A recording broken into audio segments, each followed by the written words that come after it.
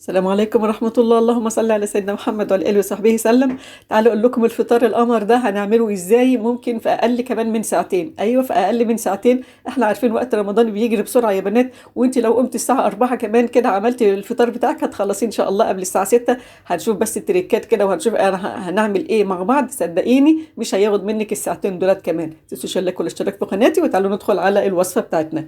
أنا هنعمل التتبيلة بتاعتي الفراخ يا بنات. انا عندي في دبس رمان، وعندي ليمونه كامله وخل وكوب زبادي، عندي طماطمايه وبصلايه وعندي توم، وعندي فلفل احمر واخضر. تمام كده. هنبدا نحط المقادير بتاعتي ديت كلها في الخلاط وهنضربهم كويس جدا. اهم حاجه بس الضرب كويس جدا. هنا الدبس رمان انا بحط حوالي معلقه كبيره. طبعا عندنا بقى بهاراتنا هنا بقى ايه، الملح والزنجبيل والفلفل والقرفه والسبع بهارات، او بهارات الفراخ. تمام. عندي هنا الفراخ بتاعتي عبارة مثلا عندي أوراق، عندك فرخة سليمة هتنفع، أو ممكن أجنحة برضو هتنفع التتبيلة ديت. هناخد الفراخ بتاعتنا بقى كده وهنغسها بالشكل ده عشان التتبيلة تدخل جواها. طيب تمام. بعد كده أهم حاجة بقى يا بنات في الوقت، أهم حاجة اللي هي الحاجات اللي بتاخد منك وقت ابدأي بيها الأول. يعني زي مثلا تتبيلة الفراخ ديت أنا أفضل إنك أنت تعملها من بالليل. لو ما ينفعش خلاص أول ما تقوم الصبح كده تتبليها وسيبيها عشان تبدأ بيها أول حاجة. تمام. سيبنا الفراخ هنخليها تتبل حوالي ساعة كده أو الوقت اللي يسمح ليك. بعد كده هنعمل مكرونة مكرونة بالبشاميل.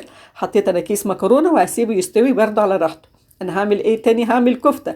أنا عندي ربع كوب برغل، وعندي ربع كيلو مفروم. عندي بصلة كبيرة اهيت مبشورة بالمية بتاعتها زي ما انتم شايفين. عندي هنا كوب الا ربع ليا، ده مهم جدا في الوصفة بتاعتنا. لو ما فيش يبقى اللحمة بتاعتك تبقى دسمة كويس. حطيت مقاديري كلها مع بعض. عندي بقى الملح حسب الرغبة، وعندي معلقة صغيرة بس مليانة بابريكا، وعندي الزنجبيل، وعندي البهارات اللي هي الكفتة أو السبع بهارات، وعندي الفلفل الأسمر. قلبي ده كل ده في البرغل يا بنات، بس ده برغل لسه أنا ما حطيتش اللحمة. قلبي كده عشان البرغل أنا ما نقعتوش فهيتنقع في مية البصل والبهارات. هسيبه لمدة ساعة في التلاجة أو نص ساعة أقل حاجة. تعالوا نشوف بقى، يعني احنا بنحضر حاجات اهيت وهنسيبها ونعمل حاجات تانية على البوتاجاز. تعالوا هنعمل ايه دلوقتي. هنعمل العصاج بتاعنا علشان اللحمة. انا عندي هنا معلقة سمنة كده محترمة، وبعد كده هنبدأ ننزل بالبصلة بتاعتي. انا بحب بصراحة اللي هي البصل بيكون مبشور في اللحمة المفرومة بتاعتنا. لو انت عايزة تقطعيها صغيرة مفيش مشكلة. قلبي بقى اللحمة بتاعتك كده بالطريقة ديت، ما بتاخدش وقت. احنا عارفين اللي هي العصاج بتاعنا ما بياخدش وقت على البوتاجاز. تمام. طبعا احنا حضرنا حاجات كتيرة دلوقتي متجهزة دلوقتي على ان احنا نعملها ونشتغل فيها. اللحمة بقى بتاعتنا بهاراتنا عبارة عن ملح بقى وفلفل والزنجبيل والسبع بهارات او بهارات لحمة ورشة قرفة. انا بحبها قوي مع اللحمة المفرومة. جربوها جميلة، هتفرق يا بنات في الطعم بجد. وهسيبها كده المفروم بقى بتاع لمدة 10 دقايق على نار، وهتكون استوى بالشكل ده مفلفل ما شاء الله، واستوى ما بياخدش وقت خالص. عندنا المفروم زي ما انتم عارفين كده. خلصنا برضو المفروم. شايفين احنا بنحضر ازاي يا بنات؟ بنحضر حاجة حاجة كده ونركنها علشان بعد كده نسوي الحاجات مع بعض. طبعا انا الفراخ بقى اتبلت بقت في منتهى الجمال. لو انت متبلاها بالليل ممكن هتعمليها اول حاجه تحطها في الفرن. لو انت هتعمليها في نفس اليوم يبقى سيبيها اقل حاجه ساعه، ساعه ونص كده في التتبيله. اول ما تبداي في فطارك تبليها وسيبيها.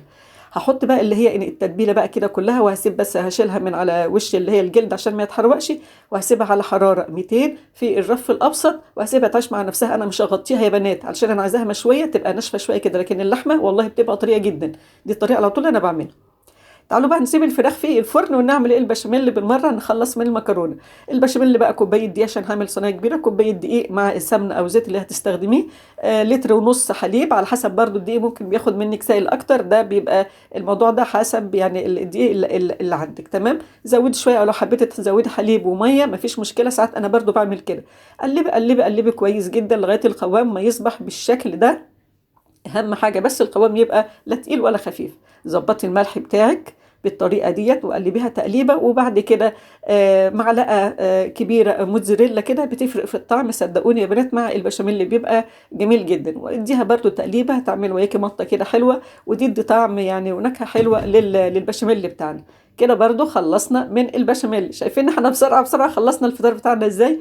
طبعا المكرونه اللي انا حطيتها اتسلقت طبعا واستوت، وانا صفيتها. هحط عليها بقى شويه بشاميل بقى، حبه تركات كده في المكرونه يا بنات هتطلع وياكي روعه.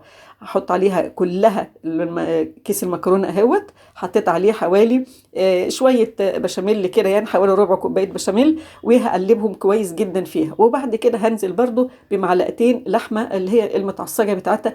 صدقوني والله العظيم بتفرق خالص في الطعم يا بنات، والله احسن ما تحطي مكرونه كده لوحدها والبشاميل لوحده طبقات. لا صدقوني ده هتحسي كده المكرونه واخده الصوص كده البشاميل وطعمه جميل كده مع المفروم روعه. عندي الصينيه بقى بتاعتي ديت انا مبطناها زي ما انتم شايفين برضو بالبشاميل. احسن ما تبطنيها سمنه ولا زيت بتنشف المكرونه، لكن البشاميل بيبقى طري. حطي بقى كده نص اللي هي المكرونه بتاعتك، وبعد كده اضغطي عليها كويس كده بالمعلقه، وبعد كده انزلي بالمفروم بتاعك. طيب المفروم ده ممكن تزودي عليه برضو دلوقتي، تحطيه على الصينيه مثلا جبنه موتزاريلا او جبنه تركي او زيتون او شرايح برضو فلفل، ده اللي يريحك. بس بصراحه انا بحب اللحمه المفرومه بس كده لوحدها، طعمها بيبقى طعم لذيذ. حطي النص التاني بتاع المكرونه، وبعد كده انزلي بالبشاميل وظبطيه كويس جدا. وبعد كده هتبداي تحطي الجبنه الموتزاريلا عشان بتديكي اللون الجميل كده في الفرن. وطبعا الفراخ دلوقتي في الفرن، هنحط برضو المكرونه وياها في الرف الاوسط على نفس الحراره. طب تعالوا بقى نعمل الكفته بتاعتنا. العسل خلاص، البرغل عندنا اتشرب من ميه البصل والبهارات، وبقى كده تمام. حطينا ربع المفروم، والله يا بنات ده ربع مفروم عشان ما تقولوش ايه ده نص ولا حاجه، ده ربع مفروم. حطينا عليه هنا حوالي معلقه كبيره بيكنج باودر. تمام. وقلبي قلبي. اهم حاجه بقى في الكفته، اي نوع كفته انت بتعملها ان كان بالبرغل ولا من غير برغل، اهم حاجه ادعكي كويس جدا في حطيتها انا كده في صينيه. يلا وديكي بقى يا ربنا يديكي حبه صحه واعمليها. لو انت ما انتش قادره كده بايديكي ممكن تحطيها في الكبه تضربيها كده ايه ضربه حلوه ومظبوطه لغايه ما تعمل واكي خيوط زي ما انت شايفاها كده. اهم حاجه في الكفته عشان تطلع واكي طريه متماسكه ما تفكش، ده اللي هي الطريقه الممتازه بتاعت الكفته. عندي بقى هنا عندي هنا اللي هي الصينيه بتاعتي فيها ورقه فويل عشان بس تحافظ على الصينيه، وعندي اللي هي الشبكه، وبعد كده عندي اللي هي الشيش اللي هي الخشبه بتاعت الشيش طاووق، اللي هي بتاعت اللي هي الشيش طاووق يا بنات. أنا اسمها الشيش طاووق، او معلقه او شوكه، او اللي هي السيخ اللي هو الحديد اللي احنا بنعمل عليه الكفته. المهم اللي حاجه اللي موجوده عندك هنبدا نصب عليها. طبعا انا اداه دلوقتي انا بلها شويه ميه وشويه زيت يا بنات، يعني معلقتين ثلاثه ميه ومعلقه زيت. بحطها كده في ايديا وببدا اصبع فيها، لان الكفته بتاعتنا ممكن بتبقى طريه شويه، دي هتظبط وياكي وهتعرفي تشيليها من اللي هي الستيك ده بتاع اللي هي الشيش طاووق، او لو بمعلقه او بشوكه الحاجه اللي انت بتصبع عليها. وانت زي ما انت شايفه كده هبدا ادحرجها كده على الشبكه، بتدينا شكل برضه حلو. هخلص بقى انا اللي هي الكفته ديت بتاعتي. طيب الربع مفروم هنرجع في الاخر وهنشوف اعطانا فعلا كام صباع، يعني اقتصادي وجميل جدا وسهل وكل حاجه كده. بص هنخلصها كده ان شاء الله في ساعتين وخلصنا الفطار بتاعنا السهل واللذيذ ده. شوفوا عندي بقى كده معايا يا بنات حوالي 15 ما شاء الله صباع من يعني يفطروا معايا زي ما بيقولوا ما شاء الله. زي ما انتم شايفين كده انا دهنته بالميه والزيت اللي كانوا فاضلين مكان ايديا يا بنات لما انا كنت بمسح بايديا وانا بصبحها. برضو على حراره على حراره 200 يا بنات في الرف اللي هو الاوسط. انا طبعا انا حطيتها بعد ما طلعت الفراخ والمكرون. هوريكم الفراخ هنا يا بنات، شايفين الصوص اللي نزله؟ والله انا ما غطيتها خالص، شايفين نزلت يعني السائل بتاعها قد ايه. وطبعا انا سيبه هي كده تمام، اسقيها بس كل شويه بالسائل دوت. وبعد كده انا بسيبها 10 دقايق وطلعت الفراخ. وهنا انا طلعت المكرونه هي زي الفل بسم الله ما شاء الله. وادي الكفته حطيتها طبعا زي ما انتم شايفين، وانا حطيت لها فحمه يا بنات، ده اللي يحب يعني. انا اللي هي الكفته خدت حوالي تلت ساعه في الفرن يا بنات، يعني الكفته على حراره 200. الفرن لازم يكون سخن جدا يا بنات، سخن جدا عشان يطلع وياكل حاجه كويسه. الفرن سخن جدا على حراره 200 هتاخد من ربع لتلت ساعه.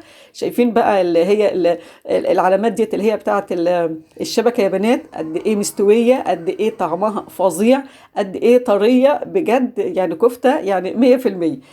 شايفين جوسي قد ايه، حاجه فظيعه. فعلا فطار سهل ولذيذ. ما شاء الله تبارك الله. طبعا انا نسيت احط لكم هنا الكفته لان المغرب كان اذن واحنا كنا مستعجلين بصراحه، لكن انتوا شفتوا طبعا الكفته، مش مشكله تشوفوها بقى في الطبق. انتوا شفتوا عمايلها يعني ازاي، بجد سهل وبسيط. بسرعه بسرعه في خلال ساعتين خلصت الفطار بتاعك. لو عندك عزومه برضه اعملي نفس التريكات كده وان شاء الله الدنيا هتظبط وياكي. يا رب الفيديو ينور رضاكم وبتنفذوه. والسلام عليكم ورحمه الله وبركاته، كل سنه وانتم طيبين.